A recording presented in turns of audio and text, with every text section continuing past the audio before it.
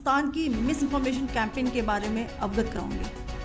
पहला, पाकिस्तान ने यह क्लेम किया कि उसने अपने JF-17 से हमारे S-400 व ब्रह्मोस मिसाइल बेस को नुकसान पहुंचाया, जो कि बिल्कुल गलत है। दूसरा, उसका ये भी मिस इन्फॉर्मेशन कैंपेन था कि हमारी एयरफील्ड्स जो कि सिरसा, जम्मू, पठानकोट, बठिंडा, नलिया और भुज में हैं, ये उसका मिस इन्फॉर्मेशन भी बहुत गलत है।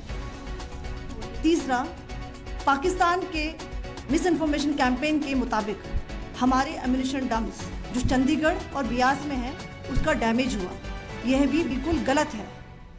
हमने आपको मॉर्निंग ब्रीफिंग में बताया था विद फैक्ट्स एंड फिगर के साथ कि ये सारी चीज़ें बिल्कुल सही सलामत हैं।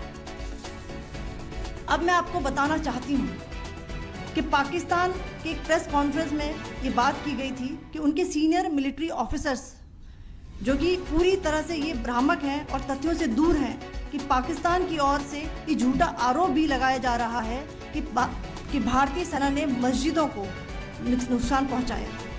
मैं इससे बिल्कुल स्पष्ट करना चाहती हूं कि India is a secular nation और हमारी सेना भारत के कॉन्स्टिट्यूशनल वैल्यूज़ की एक बहुत प्यारी झलक है। इंडियन आर्म्ड फोर्सेस ने पाकिस्तान को बहुत भारी नुकसान पहुंचाया, उनके मिलिट्री इंफ्रास्ट्रक्चर्स को, चाहे वो लैंड एसेट्स हो या फिर उनके एयर एसेट्स।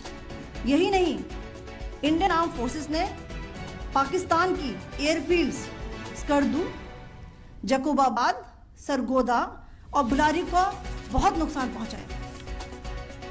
इसके अलावा पाकिस्तान के air defence system, radar system, उनको भी एयर स्पेस में अनटेनेबल किया। यह भी बताना चाहती हूँ कि लाइन ऑफ कंट्रोल के पास पाकिस्तान के command and control, logistic installations और उनके मिलिट्री इंफ्रास्ट्रक्चर्स, मिलिट्री पर्सनल्स का इतना भारी नुकसान हुआ कि पाकिस्तान की ऑफेंसिव व डिफेंसिव कैपेबिलिटी को नष्ट कर दिया गया। अंत में मैं फिर से ये बात दोहराना चाहूँगी, इंडियन आर्म्ड फोर्सेस पूरी तरह से तैयार है, सतर्क है और भारत की संप्रभुता और अखंडता की रक्षा के लिए पूरी तरह से कमिटेड